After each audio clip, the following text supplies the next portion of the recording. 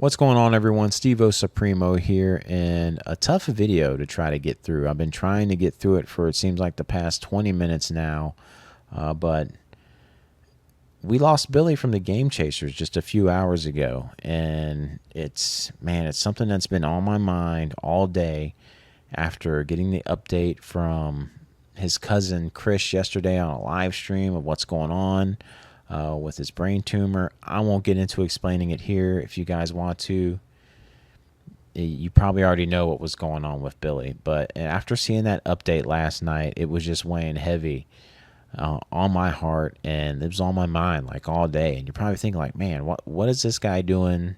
Why do you care about Billy from the Game Chasers, or getting so emotional over it? Man, I feel my eyes watering up again already. That's one of the things why it's tough getting through the video, because the Game Chasers were so pivotal in the creation of my channel. For me, there's the founding fathers, the four horsemen, my Mount Rushmore of YouTube retro gaming community: Pete Dorr, Happy Console Gamer, Angry Video Game Nerd, and the Game Chasers. I think I've said that before. It's those four guys. They're key, pivotal, I think, in my opinion, to getting this whole thing going. With Pete Dorr and Happy Console Gamer, Angry Video Game Nerd being the earliest one, but the Game Chasers were really the ones who kicked off the game hunting side of things. I know they weren't the originals, like the Retro Hunters, I think, were kind of like the first guys doing it, but the Game Chasers just took it to another level.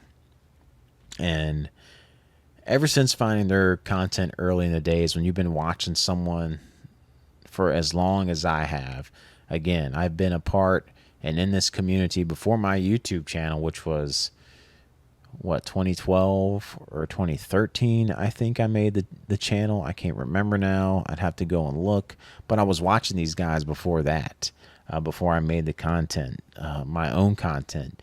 So it feels like when Pete Dorr had his scare earlier this year with his heart attack, when we got the announcement that Billy had this tumor in his head just out of nowhere, it felt like a family member was going through something. So all you want to do is be there to show your love and support that family member, even if we aren't seeing each other every weekend or hanging out or talking to each other. It's just, I wanted to be there for them because they still feel like family after them being a part of my lives for so long.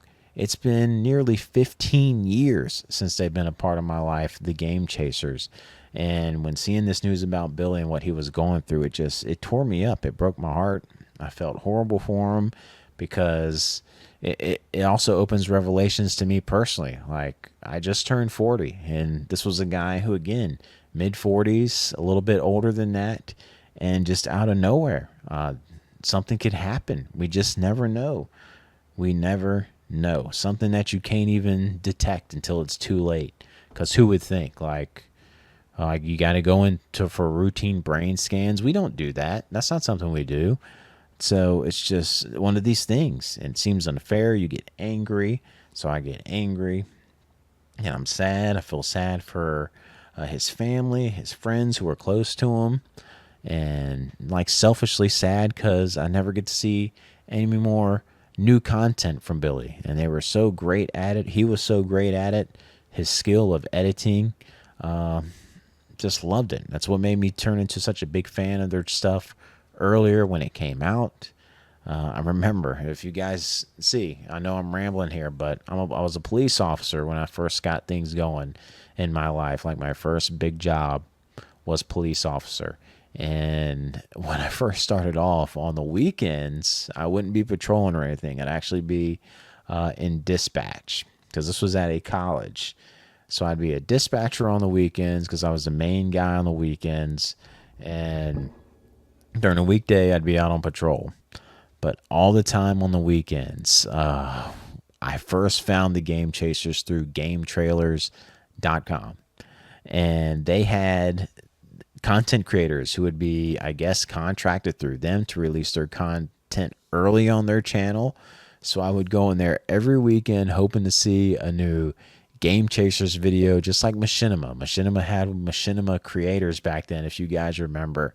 And you'd go to the Machinima to watch like some Call of Duty videos or something from your favorite creators. That's what Game Trailers had. And that's where I found the Game Chasers from and just fell in love like instantly. Like, this is it. This is what I want to do. This is how I want to go game hunting. And boom, just huge influences on getting my channel going. And it wasn't just me who would watch them on the weekends. It would be like, hey, I'd send a bolo out to my fellow officers, like, hey, there's a new Game Chasers video. They'd all come huddle up and we'd watch the new video all together in dispatch. Great times, simpler times back then. And it was awesome just seeing what they could find. And it's crazy that all this happens this year, because earlier this year, no joke, I started rewatching from the beginning. You know, content can be, it was tough. It was like few and far in between for the Game Chasers these days, because it's just tough to get that content, to even find any games to go game hunting for. So much has changed in game collecting. It's gotten tougher. It's not like it was back then. There's so many people doing it now, not just for collecting. There's people just going out there to get it for reselling purposes, because it has such value these days that it's made it really tough. And for channels like theirs, it just made it harder to create content for it. So I was like, you know what? I'm just going to watch from the beginning. I'm going from the beginning, and I didn't watch it by myself this time. I started watching it with my wife, and her, a person who could care less about anything gaming, was having a blast with it. Because these are just these dudes being dudes out on the road looking for video games, fart jokes, burping and all. It was just awesome.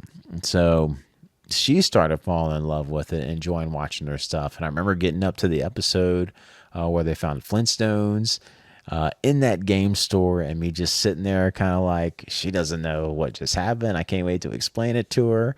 And she couldn't believe what had happened when they're at the flea market and found a little Samson, like all this stuff. She's like, why are they making a big deal? I'm like, then I explained it to her. Then it was kind of crazy looking up the values of that stuff back then to where they are now. It's just crazy on some of those games. But even back then, the deals they were getting for like $10 for a game that's worth a couple hundred was just mind blowing. So it was just so instrumental. And like, again, if you watch the initial video on my channel, as corny as it is, it was all about going out, finding those games at flea markets and yard sales to add to the collection, just like they were, because they were just the influence to really get it going. And not just mine. I know there's countless of thousands of other channels now that do the same thing. They go out looking for stuff. But the scene has kind of changed these days, where it seems like most game hunting videos these days are not going out hunting the games to add for the collection. It's like go hunting for games for money purposes. And it's just not that same feeling as like back in the day when watching and still watching the Game Chasers. They were going out looking for games to add to their collection. So it's just that different taste when you're watching stuff like that, rather than a person who's just buying something to sell it. So, man, just so influential. Like I said, I had the pleasure of meeting them back in 2015 at Too Many Games. The one time I got a chance to meet them, mainly talking to Billy, and nothing crazy, just telling them like, hey, love the content, love the stuff you guys put out. They're really influential in getting my channel going. Just thank you for doing it. Thank you for what you do for the community. Just short and sweet. And Billy was super awesome. Like, hey, man, we appreciate it. Thank you so much. They had their own little booth there. So it was cool to just be able to have the chance to meet him and talk to him. And I actually would watch Billy do his Whatnot streams. Anytime, they didn't make their normal videos all the time, but they would still live stream. I watched Jay live stream a lot. I watched Billy when he would do his live streams, but Billy would also do Whatnot.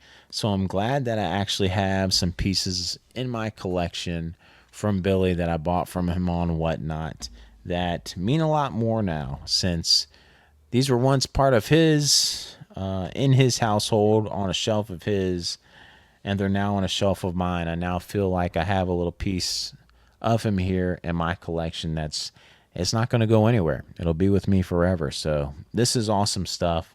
I was hoping, because since I saw him at Siege in a Siege video with Scott Squatch, I was hoping like maybe he's going to be at Portland Retro Gaming Expo this year. They haven't really announced their guest or anything yet. I'm going there setting up as a vendor for the first time, and I was going to bring the Final Fantasy Crystal Chronicles here to get him to sign, because I wanted to sign it when he sent it to me, but I don't know if he forgot or whatever. But I was hoping to take it to get him to sign it. But unfortunately, things have that won't be the case now. But it's okay. I still got this memory that'll be on a shelf forever, and I still got the memories of the YouTube. It's so awesome that we have YouTube. There are a lot of things I hate about the internet these days. There's so much negative stuff out there, horrible stuff. We saw a good example of that like this past week. But it's nice to have the internet for times like this when I can go back, and even though Billy will no longer be with us, we still have all the stuff he made beforehand and all the content he's in that I can just watch forever. So I can have Billy and the Game Chasers on my YouTube and on my screen for as long as I want, watching that content over and over again. So these are times that make me really thankful for the internet. So I've drug this out way too long. But Billy, thank you for the memories. Thank you for creating the Game Chasers and creating so many great memories for me. And now not just for me, but for my wife, and then eventually for my kids too, when I sit down and rewatch it again with them. Need them to get a little bit older first before I can allow them to watch your content though, buddy. So as soon as they hit that age, they're going to be watching it too, and I can't wait for them to see those memories and create memories with them too. But thank you for that. We're going to miss you, and the Game Chasers will live on in this household. They're never going to die. So I'll catch you guys in the next one.